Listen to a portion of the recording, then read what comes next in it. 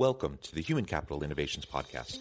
We're your source for personal, professional, and organizational growth and development, where we share original research, explore industry trends, and interview executives and thought leaders from across the globe. We hope you join us often for practitioner-oriented content around all things related to leadership, HR, talent management, organizational development, and change management.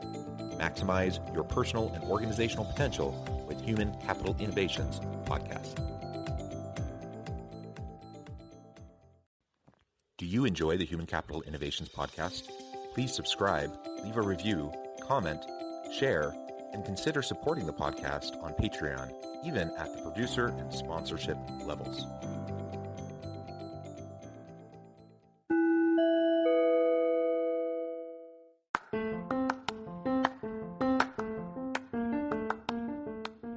Welcome to the Human Capital Innovations Podcast. In this HCI podcast episode, I share my recent conversation with Hannah Michelle on her podcast, where we discuss the talent crisis as an opportunity.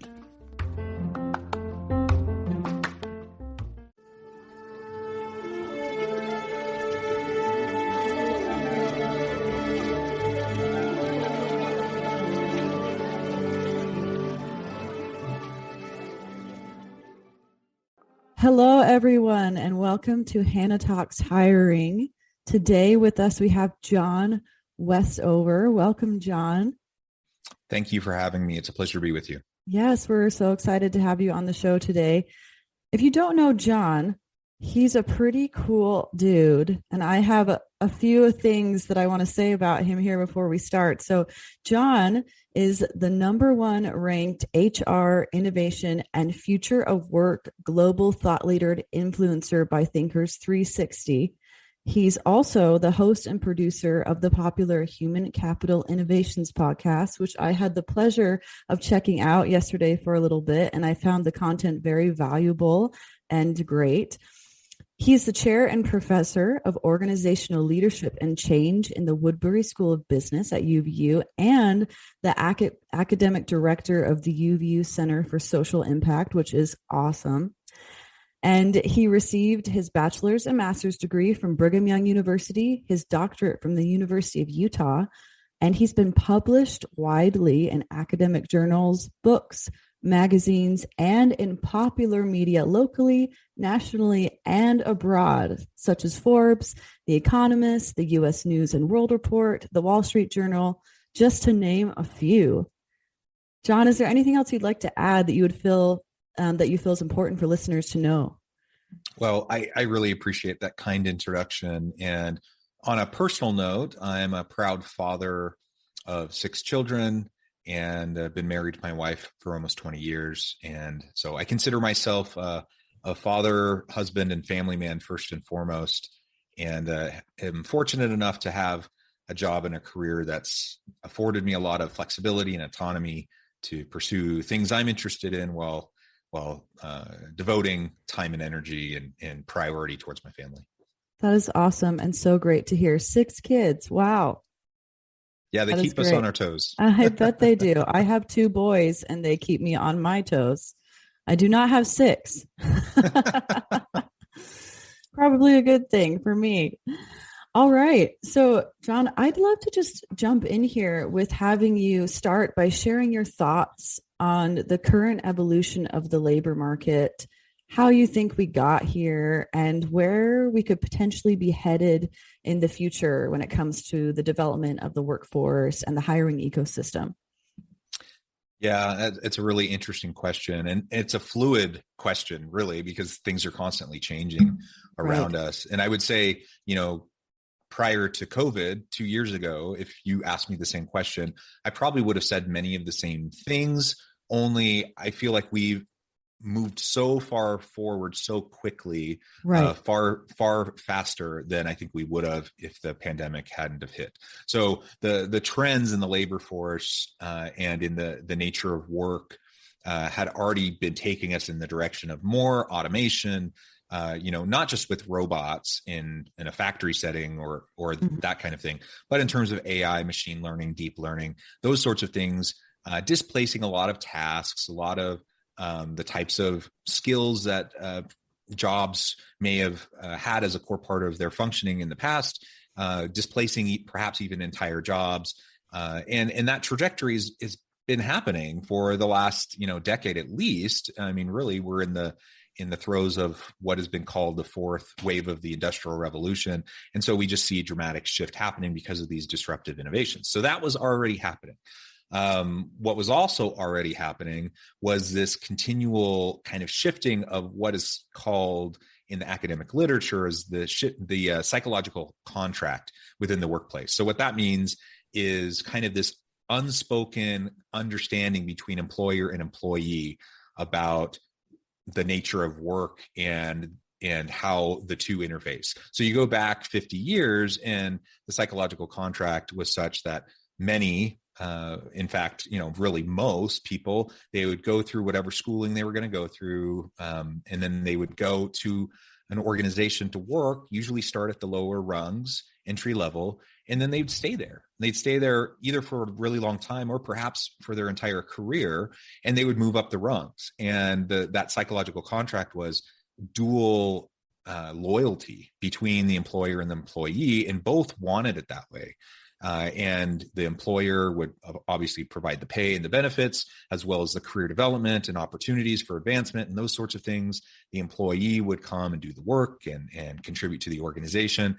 And over time, over the last several decades, that has continually eroded and shifted away from that kind of more traditional, what I'll call the traditional psychological contract, into really what we see today, where there's not much of any real ongoing commitment or loyalty in most organizations between, the employer and the employee. And so you see a lot of shifting on the employer side, going towards a more contingent workforce that gives them more flexibility. They're not as locked into labor costs, and so they can be more agile and adaptive.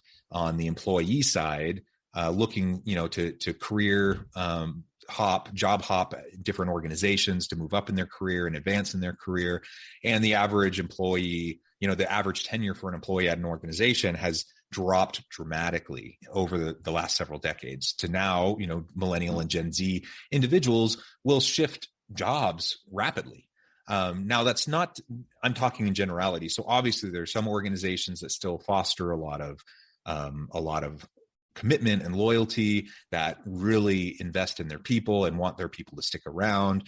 And there are employees that want the same thing. So that still exists, but it's much more uncommon now to hear of someone who basically, out of high school or out of college goes to an organization, spends the next 40 years of their career moving up in that organization. That's a pretty rare kind of a story in this day and age. So all of those shifts were happening leading up to the pandemic, and pretty much everyone in the realm of the future of work, you're trying to look around the corner and see what might be happening. Most people predicted within the next 10, 15 years that we would see a continued shift towards the breakdown of the psychological contract, a greater shift towards more contingent work, part-time work, gig work in the gig economy, as well as increasing automation and utilization of AI, machine learning, and other disruptive technologies in the type of work we do, so that many jobs would be displaced, many new jobs would be created, many new careers even would be created, over the course of, maybe a decade or two. What the pandemic has done is it's just accelerated us into that change. It's taken us, with that existing momentum and trajectory, most organizations that weren't, on the, boots on the ground, first frontline worker types of organizations, where you had to have people physically there in the workplace. Most other organizations, on a dime almost, shifted towards virtual work. And even those who had been pretty reticent to do so, even those leaders in those organizations that really were skeptical about virtual work, weren't sure how to make it work, how to do things like performance management and culture and those sorts of things in a virtual environment, they really had no choice. They had to just shift and figure it out.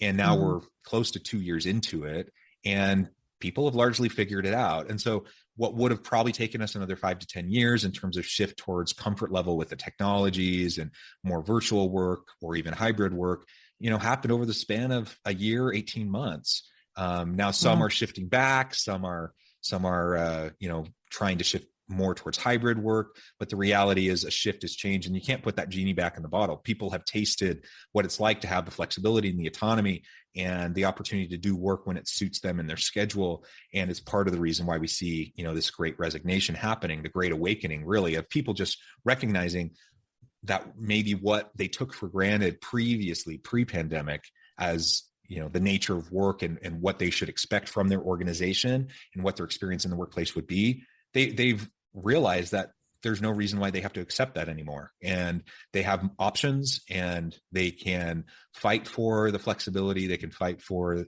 the virtual work. And so we see organizations wrestling with that. Sorry, that was a really long-winded answer to that initial question. No, that is all right. Thank you so much for that valuable insight. I loved how you called it the Great Awakening instead of the Great Resignation, or you addressed it like that. I think that is really interesting and so true. I'm curious to know what you think about, so you mentioned the psychological contract. As I have been learning more about this and been steeped in the work of sourcing and hiring, it seems to me that I want to talk maybe about a different type of contract. I don't know if this is the same as the psychological contract you're addressing, but in the past, the contract has been much more perhaps transactional between the employee and the employer. For example, I am buying your services as an employee, and you are selling me your talent and your time. But now, with the nature of virtual work, hybrid work, gig work, and all of these things that are disrupting the workforce and contributing to the different ways that people design their lives, I feel like it's much more now about an employer designing a job of value and how they sell that to possible or potential talent. Do you have any comments on that? Yeah. And the way I would frame what you're saying is employee experience. There's a real emphasis right now on the employee experience within the organization. So that includes things like job design, that includes things like the organizational culture, how engaging it is, how hierarchical or flat the organizational structure is, and a lot of those types of things that create the context around which we do our work, right?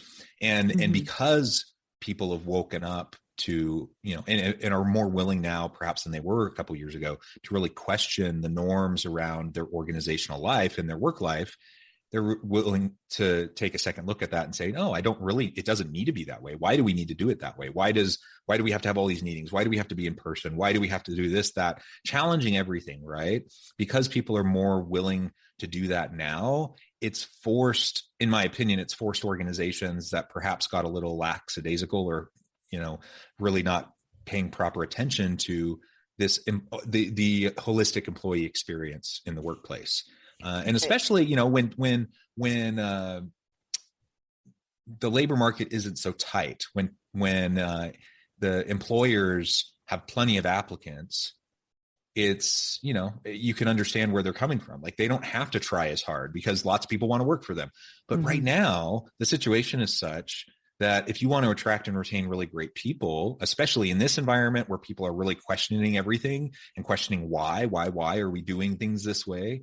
If you want to attract and retain great people in this environment, you have to just be really laser focused on the employee experience, so that value proposition that you bring as an employer, as an organization, to the job candidate, and really through the whole process of recruitment and hiring, onboarding, all the way through, the different elements of the organization. That needs to be stronger. That needs to be more positive. We need to have a psychologically safe environment, an inclusive environment, an innovative culture that fosters creativity, where people feel free to speak up and speak out if they notice something that seems like it's not right, or they question a decision. Like, those things have to be in place. And if they're not, people are voting with their feet and they're going to other organizations. Right. Now, I'm a big believer that, the grass is not always greener. And so just because I'm experiencing something that's not ideal in my current organization, that doesn't mean I'm magically going to be able to just hop to the next job and find it. Like these are the types, all the things we've been mentioning. These are the types of things that pretty much every organization wrestles with and struggles with. Some do better than others, but everyone's wrestling with these things. And so I also, I want people to do what's right for them and for their family. And if something's not working in your current job, by all means, go look for another opportunity. But I'm also a believer in people trying to lift where they stand and make their current situation the best it possibly can be and make the contributions they can. So if you see a problem, try to be the change you want to see in the organization and be a leader that way. I think that can also contribute to the type of positive environment that we're talking about, and part of that positive employee experience. Absolutely. I love that. Have you noticed in your work, possibly with companies, whether that's advising or consulting or other HR departments that you've been involved with, have you noticed that this huge shift is hard for HR specifically to move through because of perhaps the tendency to be really steeped in things like best practices and traditions, and to be really safe in the way that they go about implementing policy and procedure, which are all, of course, good things. But have you noticed that it's made it perhaps more difficult to innovate? Yeah, it depends on the organization. This 2-year period has been really interesting in that regard, because you see vastly different types of reactions and responses from organizations depending on their existing culture and how ready and adaptive and agile they are in the current context. And I've seen lots of organizations that more or less are like, they've tried to double down. They've tried to put more policies and restrictions in place. They've tried to, honestly, it's not very charitable in terms of how I'm describing this, but, finding more and more ways to micromanage their people in this environment, because they're worried. They're worried, like, what does it look like to have a virtual workforce now? And their response is, we're going to micromanage you, and we're going to monitor everything, and we're going to have all these extra rules and requirements in place. That's a fear-based kind of a response. I've seen plenty of that. And honestly, that, getting back to the employee experience, if that's been the organization's way of responding to this current situation, they're not going to keep their best people, because people are fed up with that. But you've had other organizations that have really leaned into it and they've embraced it. And it really should be the time for HR to shine, for HR departments, more, HR as a discipline, as a profession, has been fighting and scratching and clawing, trying to get its seat at the table with all the, the executive table. Well, now's the time. Like in the COVID era, HR has been front and center, because so much of what the organization has had to grapple with has been people related. And it just, has HR been up to the challenge in particular organizations? And some it has, some it hasn't. And I like to think that we're all up to the challenge, but the reality is we're not. And some people really are stuck in kind of the old traditions, the old way of doing things. And, we just need to get past that. It's completely understandable. It's a completely human reaction. And nobody likes change. Most human beings are resistant, like naturally resistant to change. I get all of that. But one of the reasons why you've seen some organizations really excel and thrive in this environment, while others have really floundered, in large part, is just because of their approach to the people functions. Right. Absolutely. I like how you mentioned that it was a fear-based mentality. I think there are a lot of organizations operating in that. And I think that also is rooted in the fact that HR in a lot of ways arose out of mitigating risk originally. And now we're kind of moving into an era where it's so much more than mitigating risk and just dealing with contracts. It's much more about creativity and engaging with people. And so many other colors have come into the profession. And I'm wondering, do you have any insight perhaps or advice to give someone who is working in a department that may be stuck in that fear-based mentality and wants to help move them out? Do you have any advice for maybe where they would start or how they would help move their department into more of a perhaps creative or open mindset? Yeah, I think part of it comes back to what's your sphere of influence. And so I can't really tell anyone what they should do. Everyone's context is different, right? Right. But look at your sphere of influence. If you're a leader of a team, regardless of what the organization is doing, whatever policies, practices, systems, structures are in place, however fear-based they may be as an institution, or what the predominant culture may be at the organization, in your team and within your sphere of influence, within your sphere of leadership, there's tons you can do each and every day to make it a positive environment for your people. And you can really be the mitigate, kind of that interference between some of the unhealthy stuff that might be happening at the institutional level, creating an environment so that your people actually don't know any different. They just think, oh, this is a great place to work. And in fact, there's tons of research on this. Most people either love or hate their job primarily because of the people they work with and their boss. And when you look at other institution level factors and indicators, those don't play as big of a role usually, just because people kind of get into their little bubble and they are kind of insulated. For either better or for worse, they're either going to have a really crummy experience because they work with terrible people and a terrible boss, or they're going to have a really great experience because they work with great people and a great boss. And they might have to deal with other things outside their little team and deal with those frustrations from time to time. But largely, they're going to have a good experience if your team is a healthy, safe place. So focus on what you can do within your own sphere of influence for your team, because I think there's way more we can usually do than we think right off the bat. And if we're really proactive and strategic and just have conversations with our people and really try to develop meaningful relationships of trust and mutual accountability with our people, then I think much of what we're talking about, we'll be able to create that really healthy environment, at least within our team. And then on the other hand, I'm a big believer in looking for opportunities to speak up and to speak out. So within my team, I can certainly be proactive as I want to be, and try to be as positive as I can be within that team setting. But within the institution, if I'm noticing things that are unhealthy, or they're really questionable, or they're just fear-based tactics, or they're really, an over-reliance on compliance-based culture, or those sorts of things, I can speak out against those things. Now, how safe and secure do you feel in your job? I'm not going to tell you to speak out. That's a decision you're going to have to come up to on your own, depending on your family situation and your professional situation. But, I know for me that I'm in a situation where I'm fairly protected. And so if I want to speak out, because I see something, I'm going to speak out, and I'm going to push as hard as I feel like I can push, and try to do it in an effective way so I can have as much impact as possible.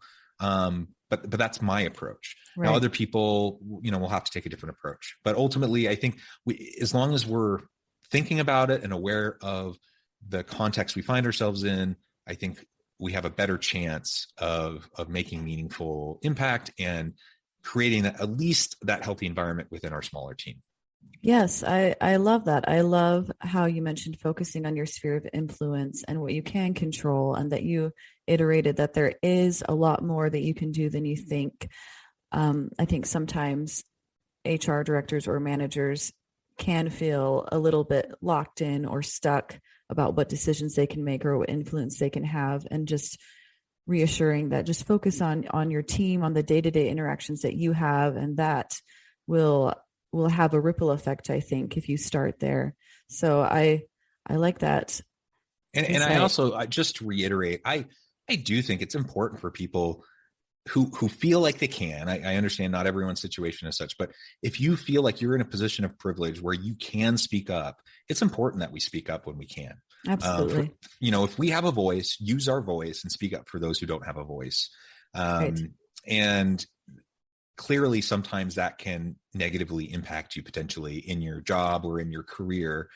But I've also found, like, if I'm working with an organization where, good faith, making good faith efforts to move in the right direction, everyone's going to make mistakes. Everyone's going to fall on their face and get back up. So it's not a question of whether mistakes are made. It's a question of how you respond to the mistakes, right?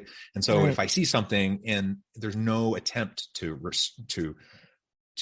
respond to it, to fix it, to address it in a healthy way, that's when, I'm going to feel like I really need to speak up and push back. And if people really, really resist that, or they retaliate against me because of that, that's probably not a place I'm going to be long term. That's probably right. I'm going to put an effort to be the change where I'm at up to a point, and then at some point it becomes unhealthy and I'm going to move on. Right. So as a leader, we need to we can do that calculus for ourselves within our current situation, or for members of our team as they're wrestling with those same types of things. But I would say, generally speaking, be bold, be brave, utilize your privilege, leverage your privilege to be a voice for those who don't have a voice.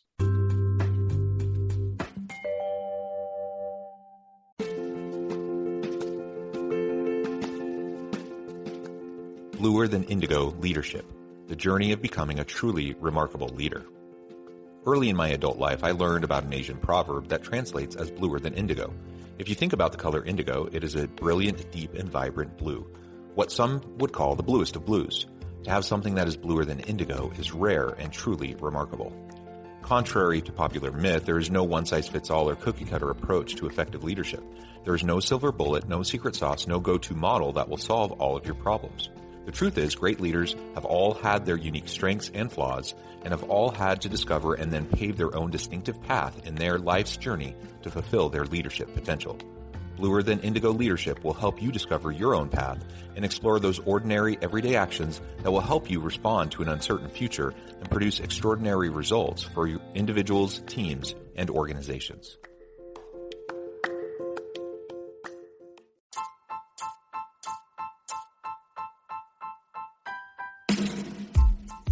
The alchemy of truly remarkable leadership. Ordinary, everyday actions that produce extraordinary results. Consider how the nature of work has shifted over the past 50 years. With increased globalization, rapid technological advancement, and the shift in economic composition, the average job of today looks very different than the average job of 50 years ago. What will the jobs and organizations of tomorrow look like? Moreover, what does this all mean for organizational leaders? What are the core competencies and capabilities of organizations and their leadership that are prepared for continued disruption and geopolitical and socioeconomic shifts? Regardless of what the future holds, increasingly, leaders need to be socially minded, data-driven, decisive, champions of talent, and disruptors of the traditional notions of leadership, teams, organizations, and work. The alchemy of truly remarkable leadership will help you to explore your own leadership competencies and capabilities and consider ways to apply and implement them into your workplace and personal life.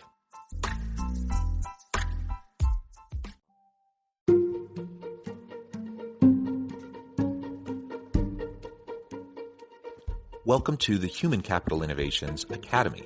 Courses, micro-credentials, and certificates to upskill and reskill for the future of work.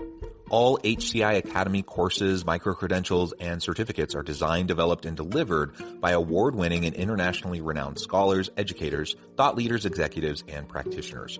Our courses, micro-credentials, and certificates will help you make your mark on the future of work and make an immediate impact in your organizations. Check out the HCI Academy and our many course offerings and certificates to upskill and reskill for the future of work.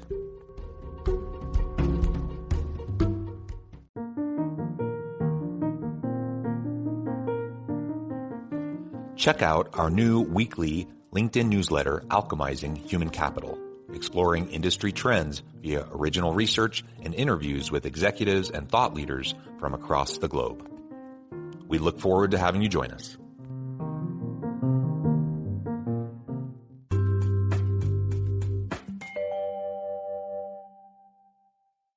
That is great. Thank you for reiterating that point. I think that is extremely important.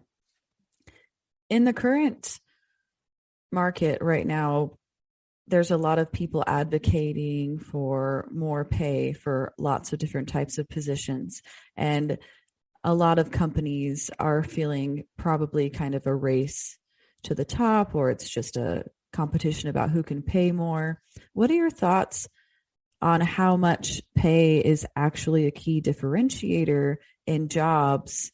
And do you think that this matters to applicants as much as all of these companies racing to the top think it does? And perhaps if they can't be a part of that race, what are some other things that you think they could do? Yeah, it's a really good question. And I mean, don't get me wrong, pay is important, and you have to pay a fair, equitable wage. Right. Otherwise, it's a non-starter. Okay. So that's a given. That's kind of my base assumption is pay a fair, equitable wage. And frankly, personally, I am a big believer in paying a living wage. And I believe that organizations should be looking for ways to keep up with inflation and try to pay the market rate. Right. Absolutely. But I get it. Like it's hard. Sometimes you're just lucky to keep your doors open and make payroll. Right. And so you may not feel like you're in the situation where you can bump people up. So what do you do? Now pay, there's tons of research on this. Pay in and of itself tends to not be a really great long-term motivator. Right. It can be an initial attraction point for a new person to come to your organization. So if they're comparing, pay or total compensation packages at various employers, that could be the differentiating factor. Should it be the differentiating factor? I would argue no. So if I'm interviewing for jobs, of course I want to know about their pay and their benefits package, but I want to know just as much, if not more, about their culture, their organizational structure, the way the job is designed, how much autonomy I'm going to have, like those sorts of things. As long as they're going to offer me a fair rate, it's those other things that are going to matter much more to me. And there's a lot of research that shows once the person's in the organization, again, giving them a little bit of a pay bump so that they don't feel like there's inequities or, there's misalignments with the market, that can be necessary and important, but it's largely all these other factors that are going to matter more than anything. So it comes back to that employee experience. Right. Do I get up in the morning excited to go to work with my team, to work with my colleagues? Do I have people that I trust and that I genuinely care about? Do we have an environment where we can create and innovate, where we can do really cool stuff, and where I'm going to have a chance to grow every day, grow more into my career, regardless of job title or like what my formal position is in the hierarchy? Can I continue to grow through the position that I'm in the organization? And if the answer is yes to all those questions, then I'm going to be much more willing to put up with a lagging pay rate. But if all those answers are no, and even if they're keeping up with pay, I'm probably going to be looking other places. And if not, all those answers are no, and they're not paying me well, I'm definitely looking other places. Right. What do you think the future is for certain fields that may not be able to offer benefits like that, perhaps in maybe more blue collar jobs or monotonous tasks or even things like hospitality or food service? How do you see those industries adapting to compete for talent? Yeah, it's an interesting point. Now, I will say my bias is, and I'm a believer that you can create meaningful, purpose-driven and fulfilling work in all different types of organizations and all different types of jobs. And so I do think we often will talk about like these really creative, engaging jobs. Those are all the white collar, high tech jobs. And then you get into like blue collar or manual labor types of jobs. And those ones just innately are going to suck. And I actually don't believe that. I think we can have meaningful, purpose-driven, fulfilling work in a whole range of different types of jobs. And the labor force is spread out across all these different types of jobs. And so organizations should be paying attention to like, how can I design a meaningful work experience for everyone, regardless of whether you're an entry-level person working on the assembly line all the way on up. Now, that said, I'm not, like, I totally recognize that there are certain types of jobs that's probably a little bit more of a challenge. And I've had plenty of those in my past. So, I mean, prior to getting into, finishing my education and becoming a professor and doing consulting work and stuff, I worked all the crummy jobs. I picked beans in a field. I worked in a factory. I worked in a couple call centers. I worked retail. I've done all those types of jobs. And I know that, there's only so much you can get out of some of those. But I also know that, my experience there wasn't necessarily the same as those that I was working side by side with. So I'm thinking of one job. I worked for about 6 months saving up money to go to college at a factory. It was the best paying job I could find in the area. I was trying to save up tuition. And so I go and I work in this, and I constantly had my exit strategy in mind, right? Like I'm working 6 months, I'm earning money, I'm going to university, and then I'm never looking back. That's my whole mentality. But I'm working alongside people who worked there for 20 years. And they liked it just fine. And so their kind of priorities and their salient motivators were different than mine. And so they were fine. And so part of it is just a values alignment between employer and job type and the people that you're trying to attract to the job. And like, what do they want? What do they need to get out of the job? What does fulfillment and purpose look like for your different people, right? Because it may be different for me than it is for you, or, whatever. But that's all of that said, you can definitely still improve the nature of most jobs in terms of things like task identity, skill variety, autonomy, purpose, and some of those types of things. So I'm a big believer in organizations doing whatever they can to try to improve the situation. And then just recognizing that it's not going to be for everyone. The other point I wanted to make in relation to this question actually comes back to what I was saying earlier about like AI, robotics, machine learning, automation. That's actually I know it's scary because we're talking about displacement of skills and tasks and even jobs and professions. But I mean, that's what we've seen at every stage of the Industrial Revolution. You have some new innovation, it displaces, it does something more efficiently, better, faster than a human being could do it. So now someone doesn't do that job anymore and they used to. And what do? They get reskilled or upskilled. They move on, they get a different type of job. And over time, what you see is the more monotonous, grinding types of work, it gets replaced by programs or robots or whatever. Right. And I think that's actually a good thing. That's a positive development for society as a whole, as long as people are willing to reskill and upskill, as long as they're willing to continually learn and develop themselves, so they're ready for the next types of work that they're going to need to do. There's always going to be a need for human beings doing meaningful, impactful work in organizations. There's only so much robots and AI and machine learning can do. But let all of that technology do all of the monotonous, mind-numbing stuff, which frees us up to do more creative things, more enlivening things. So that's kind of how I look at it. I love the positive take on that. I think there is a lot of fear in that from a lot of people worrying about their jobs getting taken by AI, but you're so right. All it does is open up your time for learning more creative skills and for creating more jobs and more of a workforce need for those creative skills and those problem solving skills, those skills that involve so much more. What's the word? The humanness of us, right? Yes, right. That AI can't necessarily accomplish. I was reading this book recently. It's called Range, and it's about how the attitude used to be that specialization was the key. You want to get into one field and become really excellent in it, and that's how you're successful. And then this book kind of went through some case studies showing how actually diversifying your skills is more valuable, because AI can specialize in a lot of things, but it cannot do the problem solving, the creativity aspects that humans can across a bunch of different fields and concepts. And so I think that is kind of in that vein about how humans, there will always be a need, because humans can do that and AI cannot yet. I don't know where we're headed with AI in the future, but right now it cannot. Yeah, I mean, it's interesting because there's different possible futures for like all this machine learning and AI. Right. I mean, one possible future is a really dystopian kind of Terminator kind of a future.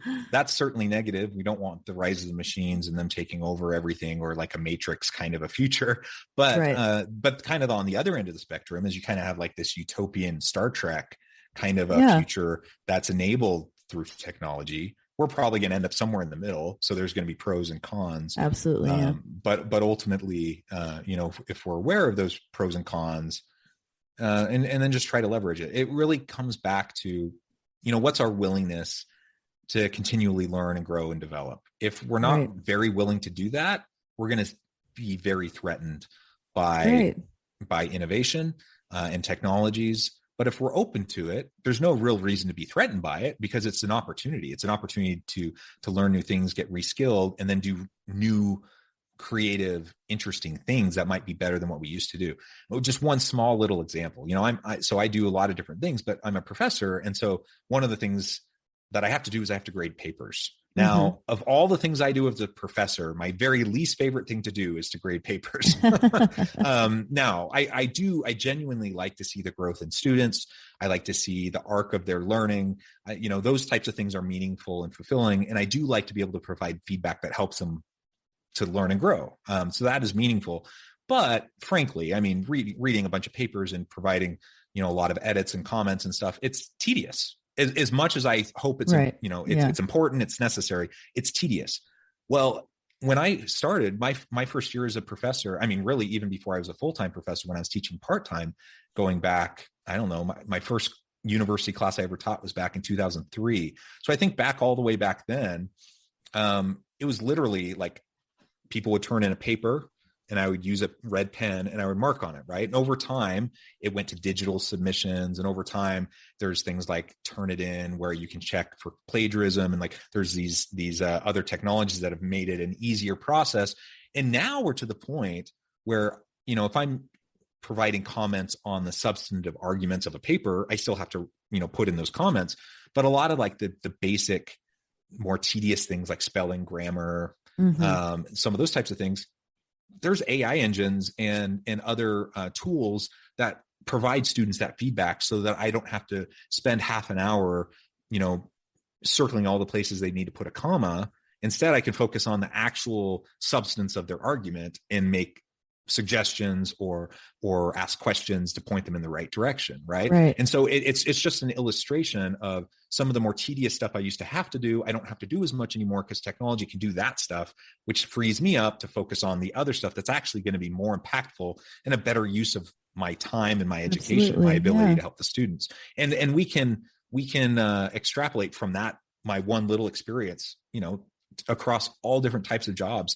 We're going to see the same type of thing over time. So as long as we can lean into it and learn how to use the technology, I think it's going to really enhance our work life. Absolutely. I love how you said lean into it. And I think that goes back to what we were talking about HR in general, operating from a fear-based standpoint or a growth and opportunity standpoint, leaning into all this change, leaning into the upheaval of the workforce and the disruption, and seeing it as an opportunity to really become a strategic asset within your organization by bringing new ideas to the table and by innovating. So I think that was a great example. Thank you. What do you think?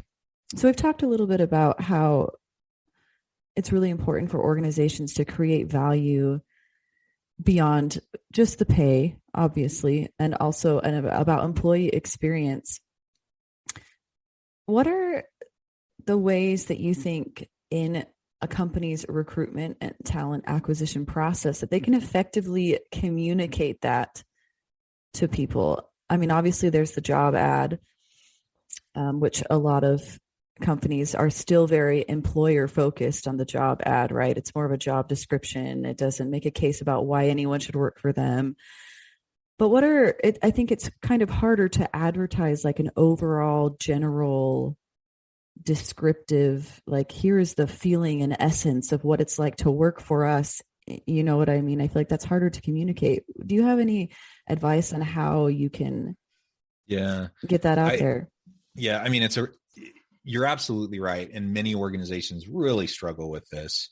And so you essentially have a job description that's the job advertisement, right? Which honest, it's nice to have a good, thorough job description. Don't get me wrong. Many organizations don't even have that. And so, someone comes in, they feel like either There's been a bait and switch, like they were recruited for one type of job and now they took the Right. job and now they're doing something different. That happens. That happened to me before. That's super frustrating.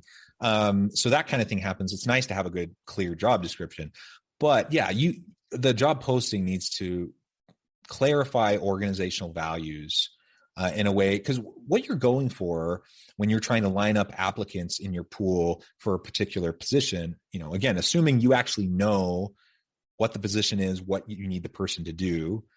That's not always a safe assumption, because many organizations actually Right. don't do job analysis. They don't actually know what they need, but let's assume that's all in place, right? Let's assume that.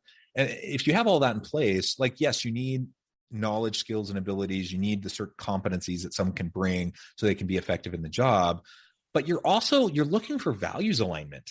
And particularly in this day and age, you're looking for person-organization fit, person-job fit, and values congruency between the applicant and the role. And so you need to be clear-eyed about what the core values of the organization are. What are you actually really trying to accomplish? And I see organizations get this wrong all the time, where, they have their mission, their vision statements, they have their values. It's on the website. There's a big banner or a big sign, and everyone can say them, but is it actually embedded into the culture of the organization? Is it embedded throughout the different, experiences and the mechanisms of the organization? And very often it's not. And so you'll end up having a completely inconsistent message between what the organization says its values are, what they're going for, what they really want to see from an potential future employee, versus what's actually communicated in the job posting. And so then, of course, you're going to get worse fitting applicants. Recruiters are going to have a harder time figuring out who would be a good fit. Applicants are going to have a harder time trying to figure out who's going to be a good fit. And then you look at the search committee or the hiring manager, whoever's trying to actually sift through all the applicants, trying to figure out who we should actually hire. They're not terribly clear on what they're actually looking for or what would be a good fit in terms of values, congruence, and alignment. Right. And so it's no wonder that you have so many poor hires.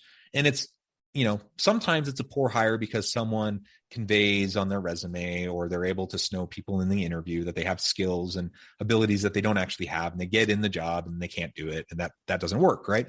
But more often than not, when it doesn't really work, when it's a poor hire, it's because that values congruence isn't there, because what matters to me as an individual and as a employee in terms of motivations and engagement and meaning, purpose, fulfillment, it's not the same things that the organization values or the way the job is even designed. And so then, of course, it's going to be ill-fitting, and we're going to be frustrated on both sides.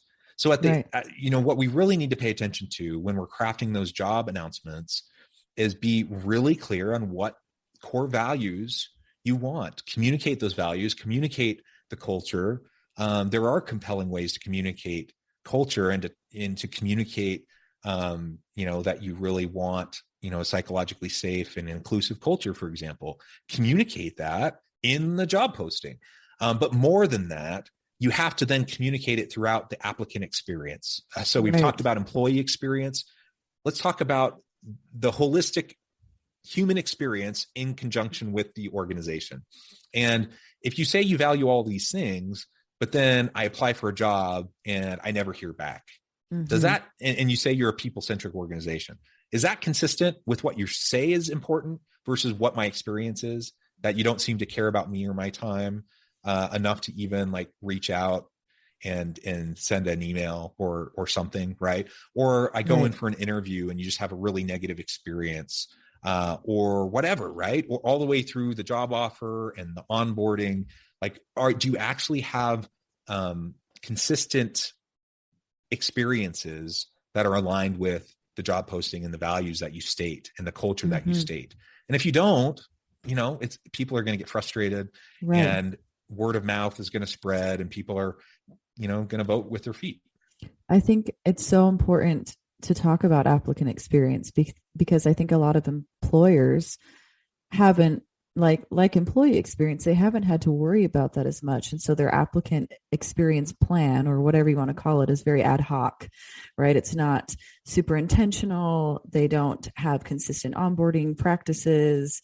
They don't intentionally think about, how can I make this interview a good experience for the applicant, right? They're more worried about, how do I get the information I need out of the applicant, and not being intentional about crafting a positive experience. And I think now that the tables have turned, we do need to be so much more intentional about not just trying to get applicants in the door, but how do we treat them throughout the entire experience, so we don't get ghosted, or so that they show up for work after they're hired. Because I know that that's a big problem right now. It Yeah, is. people are ghosting people and not even showing up for work. So and on the one hand, I feel for organizations that are struggling. They have all these open positions. They're trying to get people. They're having a hard time getting a good pool. They make a hire, and then the person doesn't even show up. I really feel for the organization on the one hand. On the other hand, I think that's probably indicative of the experience of the applicant. Right. And, sometimes people will just be jerks. And so, you can always leave it to people to find new creative ways to be jerks at times. But most people, I think, are trying to do right by others. And they, if they are treated well, even if they end up deciding to go to a different job, because in the interim between when they get the offer and they are going to start, they get a better offer. If I was treated well, most people are going to reach out to the organization and say, thank you for the offer. I really appreciate it, but I got this other offer. I'm going to take it, and at least have that professional courtesy. And so when people don't even do that, it tells me most of the time, I suspect that it was just a pretty crummy applicant experience, and they were kind of taken for granted. And so I still would advocate for professional courtesy, but I kind of get it. Like, I understand why someone might do that. And so, yeah, let's pay attention to the whole experience. And you said something a minute ago that I think is important. A lot of times hiring managers or search committees, they're not intentional enough about creating a positive experience. I'll flip that around and I'll say, I don't think most of the time that hiring managers or search committees are intentionally trying to create a bad experience. Like, I think most of the time they're trying to do a good job, but it's not something they've really paid all that much attention to. And so they're kind of fumbling around, and they don't, because they're not paying enough attention to it, they just let things go that shouldn't be let go. They skip steps, or they don't do the common courtesy things that anyone should do in order to make sure that people have a good positive experience. So even if I don't get the job, like, I get it. Like, there's lots of people applying to lots of different jobs, and maybe I'm not the best fit for whatever reason. If I apply though, and I put the time into a meaningful application, just like I'm putting in professional courtesy towards them, I would like to get that back. And even though I'm not going to work for them right now because they didn't offer me the job, who's to say that I won't try again later, or that they won't need me or want me later? And so you're really shooting yourself in the foot if you're not being proactive about that up front. Absolutely. Recognizing, again, usually there's not malicious intent. There's not people trying to be jerks or trying to make a bad experience for people. Most of the time it's just, kind of ignorance or inexperience, or just not paying proper attention to it. So we can be generous with people that way, but that's not an excuse. Like, we still should be paying attention to it. Right. It's just an unintentional result most of the time of them not making a real plan for that experience. Well, we are coming up here on time, John. And so I want to end here with this one question. If you had a piece of advice to give a very overwhelmed HR department of one, what would that be? An overwhelmed HR department of one, practice self-care. You can't be all things to all people all the time. That's a really hard place to be in right now. HR is a hard place to be in right now anyways, because we're always talking about, show empathy and compassion and caring towards your people, be people-centric, right? And I agree with all that. I think that's all super important. And a lot of times in a lot of organizations, that ends up falling on the HR department to try to push that and to support that. Right. who's supporting the HR person. And if you only have one person who's trying to be the voice for all of this and pushing the initiatives, and it's just, it's like pushing that big rock up the hill. And it seems like, sometimes one step forward, two steps back, who's looking out for them, for their well-being, for their mental health, and for burnout and those sorts of things. So I would just say to the HR department of one, you got to look out for yourself, practice self-care, pick your battles, and you can't be all things to all people. You can't win them all. And so, be strategic and take care of yourself so that you don't get burned out and don't get overwhelmed. That's great advice. Thank you. I love that. Well, thank you so much, John, for all of your comments and your insight. I've really enjoyed our conversation today. I think there's been some real value in it. And is there anything else that you would like to say, or any comments that you have before we end here? Just, I think it's a really exciting time. I think, it's a challenging time to be sure, but it's an exciting time for organizations and for employees to reinvent themselves and to create more healthy workplace environments. And the future of work, I'm bullish, and I'm quite optimistic. I think, while there's, tons of unforeseen things, and there's definitely the possibility of a lot of negative things happening, I think these technological innovations are going to push us in a more positive direction. And I think overall that organizations are going to have to learn how to adapt in order to attract and retain good people. So I think what that means for organizations and for the labor force and the experience in the workplace overall, I think is going to notch us up the right direction for a net positive. And so I'm excited to see all of that. It's a challenging time to keep up with pay.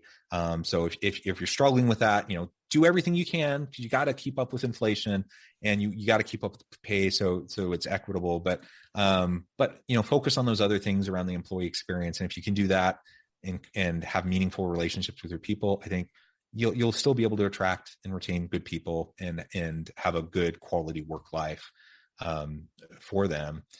So that would be my call to anyone listening. And it's been a pleasure to be with you. Thank you so much for having me. Thank you so much, John. Have a wonderful day. Thank you. You too.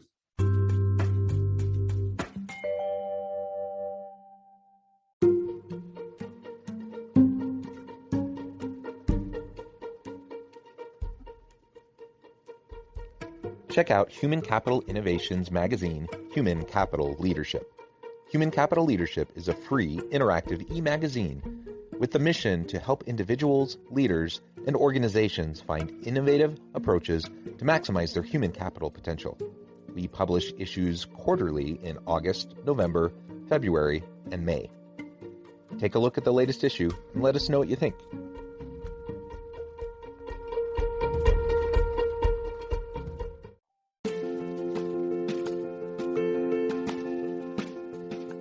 Bluer Than Indigo Leadership, the journey of becoming a truly remarkable leader. Early in my adult life, I learned about an Asian proverb that translates as bluer than indigo.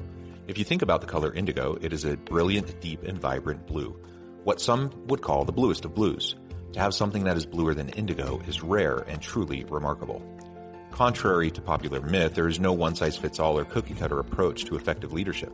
There is no silver bullet, no secret sauce, no go-to model that will solve all of your problems.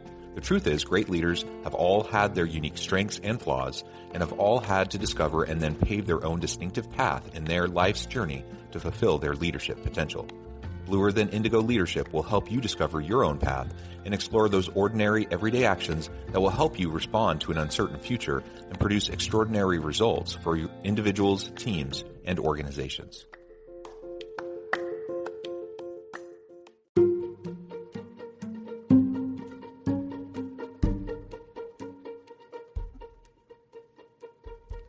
Check out Human Capital Innovations magazine, Human Capital Leadership.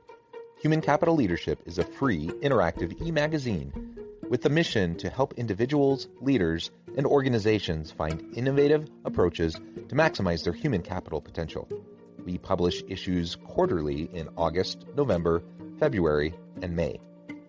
Take a look at the latest issue and let us know what you think.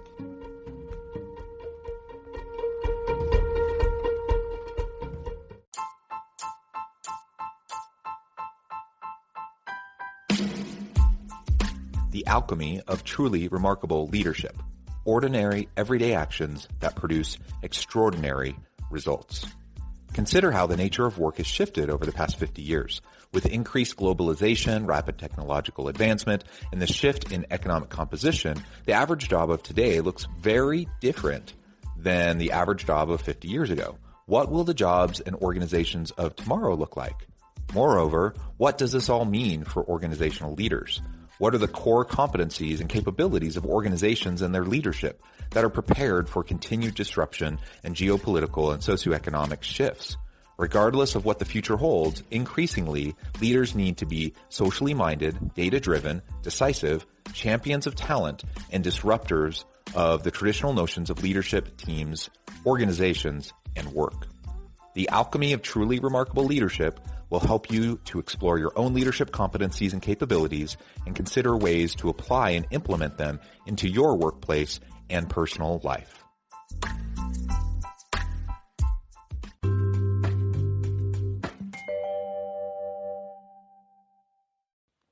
Do you enjoy the Human Capital Innovations podcast? Please subscribe, leave a review, comment, share, and consider supporting the podcast on Patreon, even at the producer and sponsorship levels. Thanks again for joining us for this episode of the Human Capital Innovations podcast. I hope you stay healthy and safe and that you have a great week.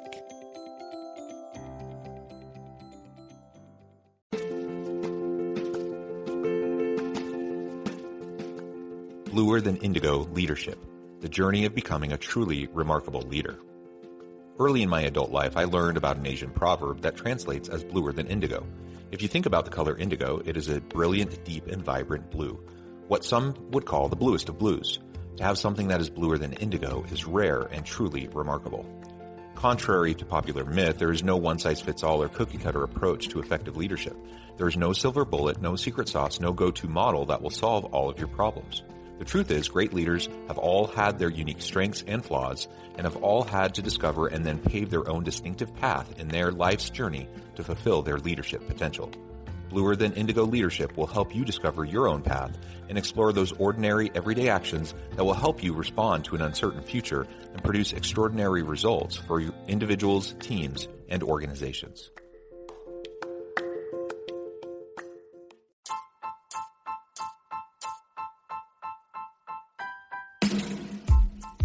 The alchemy of truly remarkable leadership. Ordinary, everyday actions that produce extraordinary results. Consider how the nature of work has shifted over the past 50 years.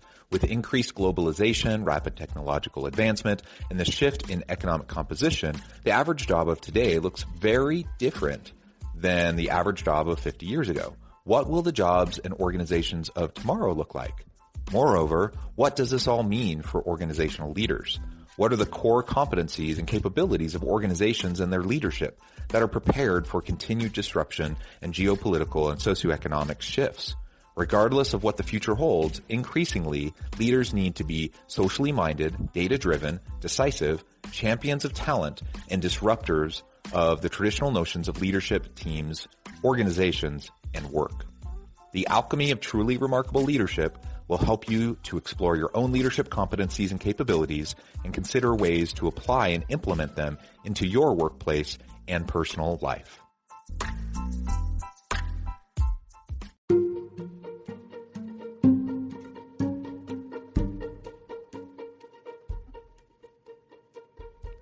Check out Human Capital Innovations magazine, Human Capital Leadership. Human Capital Leadership is a free, interactive e-magazine with the mission to help individuals, leaders, and organizations find innovative approaches to maximize their human capital potential. We publish issues quarterly in August, November, February, and May. Take a look at the latest issue and let us know what you think.